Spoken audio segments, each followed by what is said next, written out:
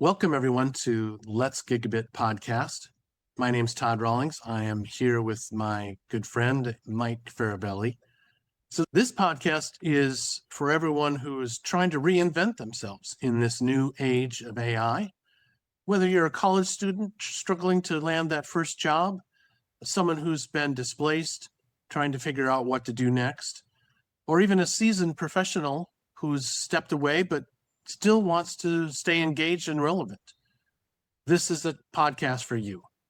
And to get it started here, I just want to say that I think that in this AI era, success is not really determined by what you know anymore. AI is going to be this additional, 40 IQ, 100 IQ points for you. So it's no longer what you've memorized and what you know. It's really determined more about how you think and how quickly you adapt, right? So the mindset is what turns AI from a threat into an advantage. That's kind of how I'm thinking about it. How do you think about it, Mike? Why is this AI mindset so important to our listeners? Yeah, I see it the same way you do, as Todd, that we're all going to have deputies, and those deputies, when you think of a deputy, they're at your intelligence level. You're going to have very, very smart deputies. So the art of asking questions versus giving answers is going to be a big part of differentiating oneself to make the pivot uh, to a career or a new job, whatever. There's so many ways you can use AI to become your consultant and to brainstorm new opportunities. So, yes, there's a disruption, no doubt about it. But yes, we have a genius assistant that we can collaborate with, brainstorm, come up with action plans. So it's an exciting time to be alive. Yes, yeah, I agree. It is super exciting. And there's a lot of people just like us who've been impacted by AI and some of the downsizing and so on that companies have done. And we have been looking for ways to share our knowledge about AI, because that was one of the things that we both dove into. We both saw this AI opportunity. And we started watching the podcast. We started seeing where the energy was going, where the markets were going. And that was the first thing we did was we've got that learning mindset and we started to learn ourselves. And now we want to share that with others because we see the benefits that it can have to enable you to pivot, to enable you to find those next things in life that you want to do. There's many of us that are out there who maybe are even done with a professional, corporate career, but they still want to contribute. And these tools are just amazing at enabling you to do that. So I think, one of the first points that we wanted to make was AI is here, so don't fight it, right? You either want to embrace it or you need to find something else that's not going to be impacted by AI. I think that was one of the points that you and I talked about before, Mike. Yeah, it's basically something this disruptive, this powerful. You either embrace it or you opt out. Yes. By opting out, I'm talking about doing something purely physical. And even those things over time are going to be impacted by AI, but hobby physical, not business physical, because robotics will go AI physical. So, yeah, but this gray zone of should I and maybe and over analyzing, while AI is moving at just incredible speed. So, I agree. It's like the physical force of gravity. If you're falling out of plane, unless you have a parachute, you can't fight it. Yes. Okay, it's a powerful force like AI. So opt in and embrace it as I I think it's the Navy SEALs they're saying in boot camp is embrace the suck. And there is suck in transition because you got to learn by the school of hard knocks. So rather than saying, am I half in or this or that? No, you can't be half in. You can't have one leg here and one leg there. You got to go all in or opt out and go physical. At least my opinion.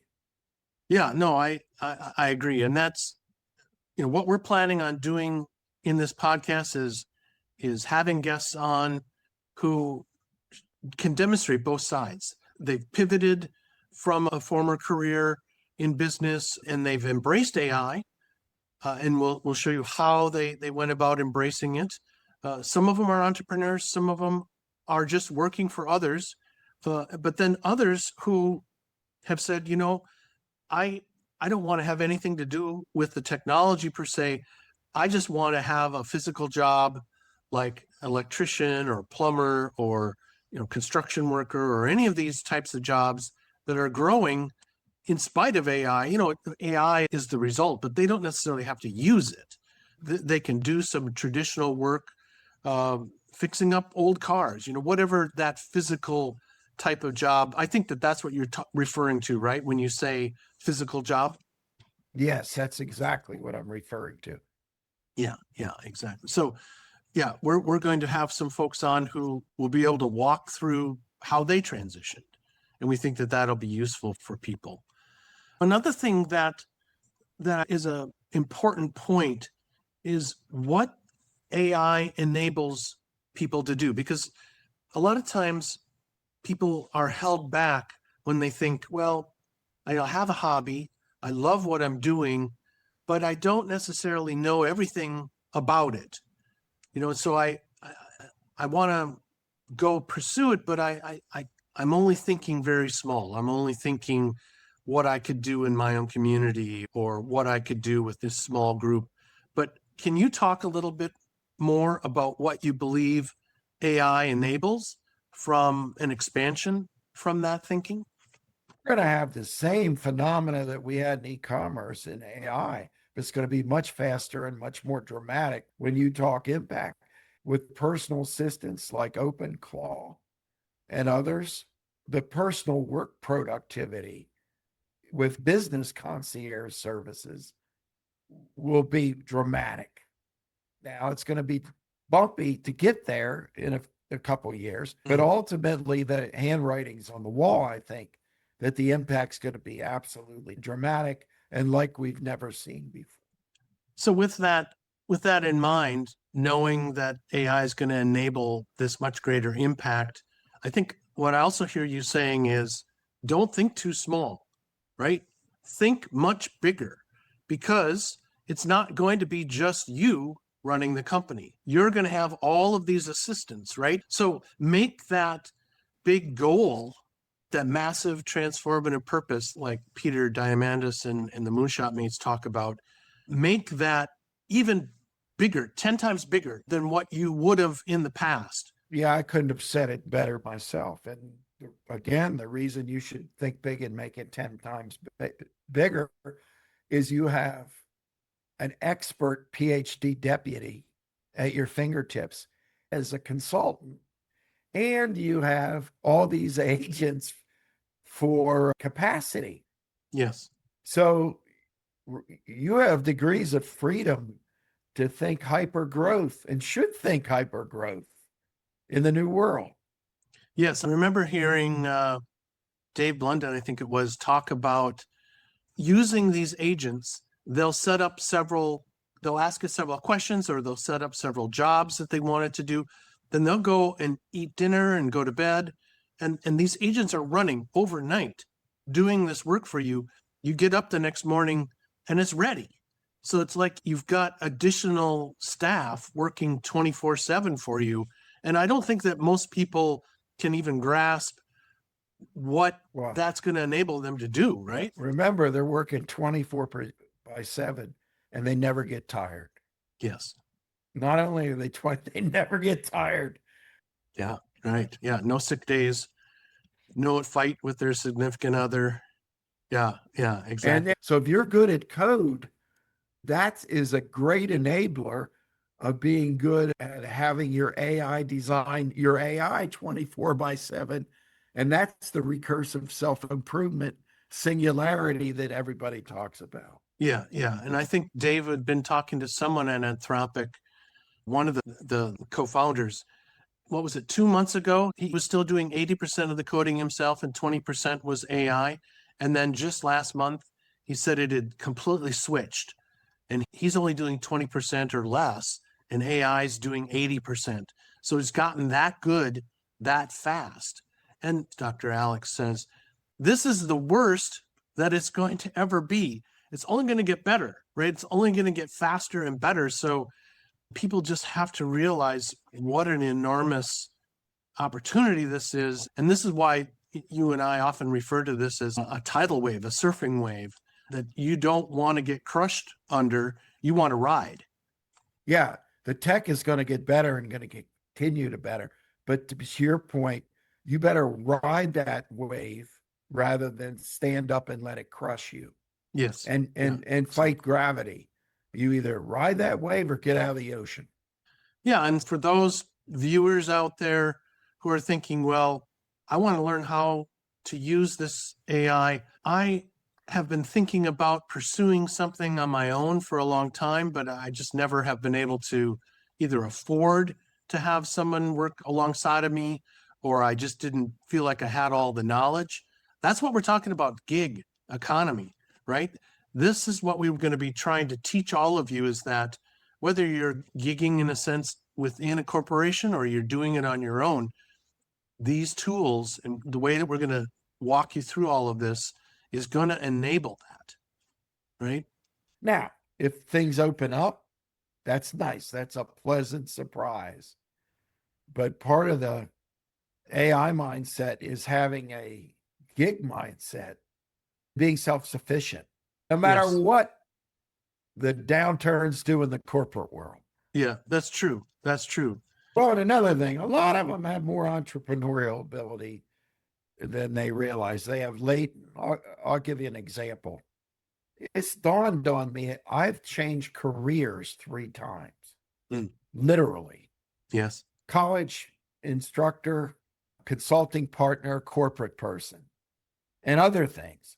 And each time involved a move geographically. And with all that change and risk I took, my family most of them didn't have high school degrees, but they all ran businesses. And they viewed me as a kind of low risk sellout because I worked for a corporation. You know, they were shoemakers and tailors. So we have a little more entrepreneurial DNA than I'm sure you do. I think you told me once your father runs his own business. Yes. Yeah. Yeah. He did when he was still with us. God rest his soul. He was an electrician by trade after he got out of the army. He told his dad, who was a union leader, that he wanted to become an electrician. There's a great story there. His dad said, well, why don't you be a plumber? I know the plumber union guys much better than the electricians. The electrician union is, a bunch of hardheads. And my dad said, no, I really want to be an electrician. And he said, "Arr." So he got him an apprenticeship, and he went on to buy his own company. So I think, and then I got the chance to learn about electricity because I used to work with him. The important thing, to your point, though, is that if we look back in our, genetic history, in our family history, we're likely to find a lot of entrepreneurs, a lot of shop owners, and that should give us, a sense of reconnection and confidence that we could do it too. So there's tons of DNA stories that we walk around with that we got numb to in the new world. So knowing that you're going to need to be this lifelong learner, there's going to be a ramp up. Be an AI watcher. And I think you even mentioned that there's opportunity to learn from some of the universities online, right? Oh, yeah. I challenge our viewers to go into a chatbot or just even search but ask for the online free training. Do a cut nationally and then do a cut for your region. You'll be shocked at what's there free. There's generalized MBA like training, but then there's tool training. Mm. There's learning model training as well as point productivity tools. The vendors love to get usage on their products. So a lot of the vendors offer free training on their Yes. AI products. So there's a proliferation right now of AI training. Well, and I've even heard people say that, just ask it. How should I use it if I'm wanting to do this and this? And it'll walk you Yes. through it, right? Yeah. Yes. Now, another fear I know some of our viewers have said is, well, I feel like AI is going so fast and I'm so far behind. How could I ever catch up? Right. And so, what do you want to say to the people who are thinking that right now? Are they behind? Well, no, the answer is it depends, and probably not. We all know about the definitions of AI, but the big one that applies to people in the gig economy is ACI, artificial competent intelligence. And what that means is you don't need large language models and advanced parameters to do the job that you want to specialize in the gig economy, right? Okay. Right. Right. You need just enough to get the job done. Yeah. Yeah. And that's not get a PhD in AI. Okay. That's a much more humble, reachable goal, ACI. And Yes. that's why people tend to exaggerate how far behind they are. They compare themselves to AI or AGI, and all they need is ACI. I see. Right. Right. Yeah. And I mean, I would strengthen that and say, we're just at the very beginning of this. There's so much opportunity to jump in, but you got to jump in. Sure. Are there some people who have been in this field and learning it before you? Yes, of course. But the percentage of people using it is still relatively small. And it's just in the single digits of people in the world. And there's Yeah, opportunity to jump but in again, anytime. if I'm a biomedical researcher Yeah. versus somebody opening a marketing job gig, there's completely different levels of AI uh, complexity required. Okay. That's why it's ACI that matters. I think the important thing is in your mind, you want to reframe it. You want to really be telling yourself, I'm not behind. I'm getting started when I was comfortable to get started. And then jump in and start doing it, right? It's not about waiting until I'm a professional in it, waiting until I get such and such certificate. No, no, no, no, no. Experiment, try it out, right? And I think we've got some examples, some stories to share around that, right? About this experimentation mindset, rather than waiting for perfection. Yeah. And another thing, you don't have to know the AI model. I could see because everybody's looking at the employment statistics for people out of college, the jobs are drying up. What a great marriage. In some ways, it's an odd couple, but a great marriage of a 50-ish person paired with a recent college graduate who knows AI tools. The gray haired, no hair can review. I've reviewed a lot of AI outputs with the people I work with, and there are hallucinations. There are the wrong words. So you could pair with somebody. You don't have to have the title entrepreneur or, or AI power user. You don't need that. You could partner with a power user Yes. and be a experienced set of eyes. That's a wonderful marriage. Well, and you touch on something too, is that a younger person with an idea could partner with someone who already has some business experience and together be able to launch a company, an idea That's another much great easier, right? example. That's another great example. I was coming at it from the gray haired, no haired has the idea, but lacks the AI power Yes. usage. All You're right. coming at it completely the other way around, which is great. where the AI is the innovator, has a great idea, and wants some adult supervision going the other way. Yes, right. Because again, they might hesitate. And I saw this when I worked with engineers at Microsoft. They had ideas, but they would hesitate because they didn't quite know how to word it, or they didn't really know if it was an opportunity that they could pursue. And and so I would work with them. We would pull in other people who had certain expertise, maybe legal expertise and so on, and we would get that idea going. We would get it out there. We would get a patent. We would get prototypes. Whereas if they hadn't partnered with someone like me, and I partner with you all the time when I was at Microsoft for that extra business sense, the ideas would have just sat in their heads for all time, right? And now, why not get them out and change the world? Yeah, that's a wonderful marriage. Really is. So I want to share another concept around this too. This idea of run experiments, not worrying about perfection, is this whole concept of what you and I had available to us at Microsoft, this garage.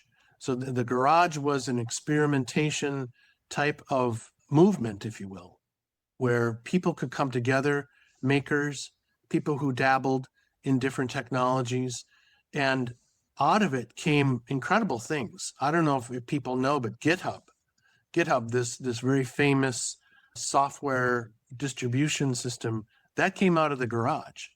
So I mean, things start out small, and they weren't perfect when they first came with the early releases.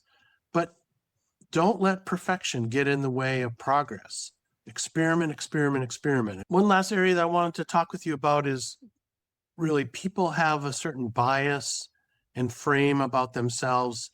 Some of you may have this idea that, well, I don't really know that much about AI. I don't really identify myself as somebody who works with AI, but we want to share some ideas here around changing that frame of mind, actually saying to yourself that you are someone who uses AI. As soon as you start messing around and experimenting, you are somebody who's using AI. So we want to encourage that mindset. Do you have any thoughts around the power of changing that frame?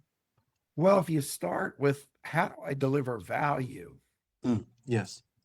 that North Star, you will naturally gravitate when you do your discovery for how you're going to deliver value, your value prop. You're Yes. going to naturally gravitate to artificial competent intelligence. What's just enough of AI that I need to deliver my value?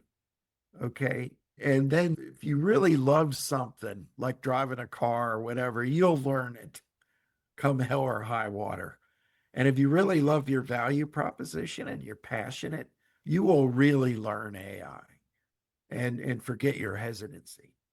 Yeah, and you and I probably use more than one AI. Some of us, we start out with just ChatGPT or Copilot or Gemini, and then we realize, oh, if I use one AI's answer, feed it into the other one, I even get better results. I even get a better document, right? If I'm doing some research. And then after I do my research document, if I go to, say, Gemini and its graphical tools, it creates better images for the document than I can get from anywhere else. And so now we're like learning all of these tricks and inner workings and getting even better results as a result of what? Trying, experimenting. One thing I'll just share with everyone that I think is a tip. You and I know a lot of different consulting firms. McKinsey is a very well-known consulting firm, and they have a certain style, a certain quality of their output, their documents. And so often what I'll do is I'll say to my AI, I want this research document to be in this style, as if it was being delivered to me from a McKinsey, right? Have you ever used anything? I get a lot better results when I do that. Oh, yes, I have done that. And you're right. Okay. All right. All right. Okay, I got to run. This was fun. Yeah, Look at this was, progress. I think we are too, Mike. Yeah. Thank you Yeah. so much for the talk this week. All right, Thank you, man. Mike. Yep. Yep. Talk to Bye-bye. you soon. Bye-bye.